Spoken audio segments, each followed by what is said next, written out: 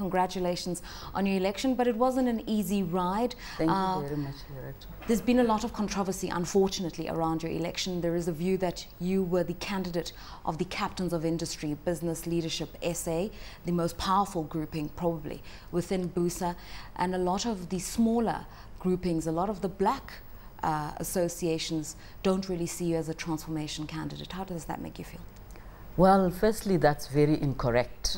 In BUSA, we are organized according to traditionally what used to be black business, and then what was traditionally white business. And I am in BUSA through my association, the Association of Black Accountants, ABASA, who I was president of previously, and also through them was vice president of BUSA.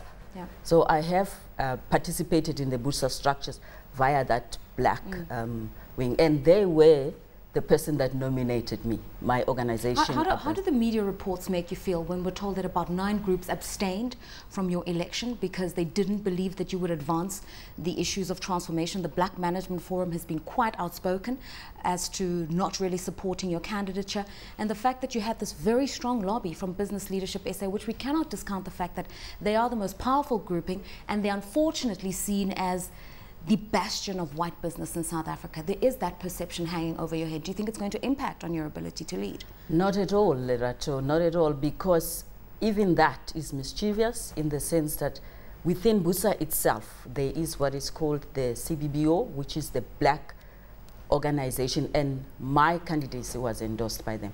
So having said that, I don't thrive on those kind of talks. What I'm looking forward to is the job at hand that I have to do, being elected as the new president, and considering the challenges that we have in the country and the role that business should play, and my role in trying to lead that charge. Let's talk about the voice of business in a country that's struggling to come out of a recession. We are on a growth path, but we're not growing at optimum levels. We're still in the 2% range. We should be in the 6% range if we want to create jobs. Government says they will listen to BUSA. They have a preference to listen to BUSA, but we've also had in the past BLSA, which represents the top 80 companies, 75% of the JSE's capitalization, saying they're the more authentic voice of business, and they should be engaged by government through working groups and other fora to try to come up with strategies and policies that lead to recovery and growth. Really, that's one of my big challenge, is that all the people we are talking about, the organization, they are members of BUSA.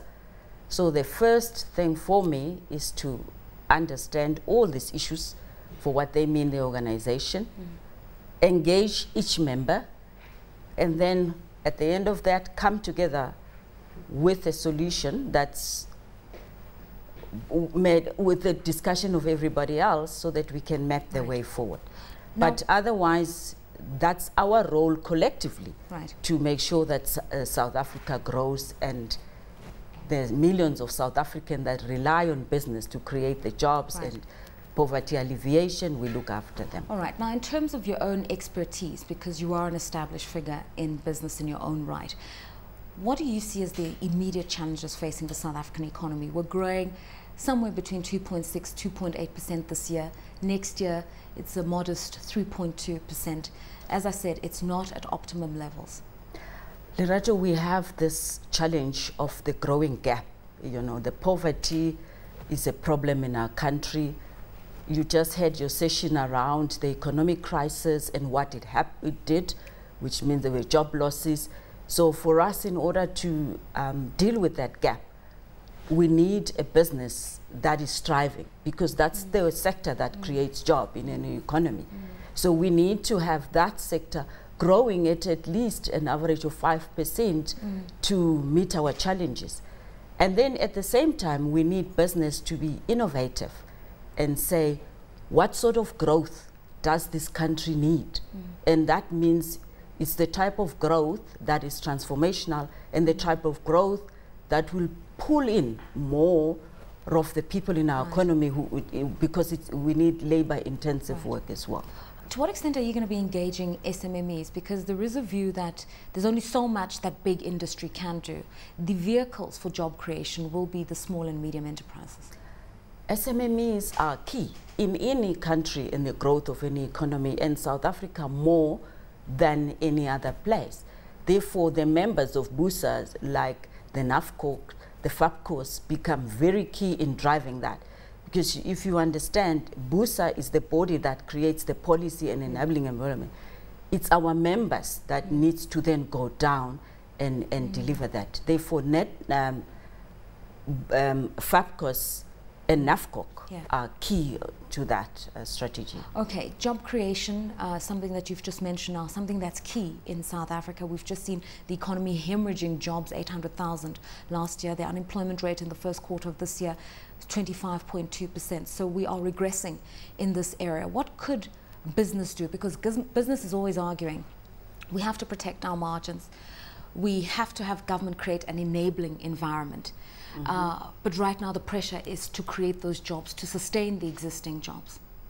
I think what the debates, like in the president made, when he made his speech, he indicated that together with government, we need to come up with innovative ways of addressing this challenge. From the business, from the government side, they're creating opportunities, and from ourselves as business, we need to come up with innovative strategies to address it. Okay, now I don't want to ghettoize you, but I can't stray from this question. You're a woman leading probably the most powerful business institution at the moment. In a country where we've got gender equity quotas, but the application of those quotas in business is very, very slow. We're still given a statistic that says something like only 11% of CEOs of listed companies are females. So something is a bit slow in terms of transformation and gender equity in the workplace. What are you going to do to address that, given the platform you've now been given? I think for women, one of the things about my election is that it's a victory for them, because role modeling is also key. It tells people that it is possible, it tells people that they can do it, and it tells people that you can rise up to the challenge. I just think even that in its own self, it's got a way to help us in our economy. Yes. Any comments, Sasha? Yes, I've got 2 daughters. I'm thrilled about that. One of them is her birthday today. He keeps on telling all the viewers. All right, and the BUSA issue in terms of representing business adequately? I think business hasn't been outspoken enough in a South African context, and you get the sense that they're just starting to enter into the fray, because business needs to be involved in a political context in order for a real democracy to work. That's just my 2 cents worth.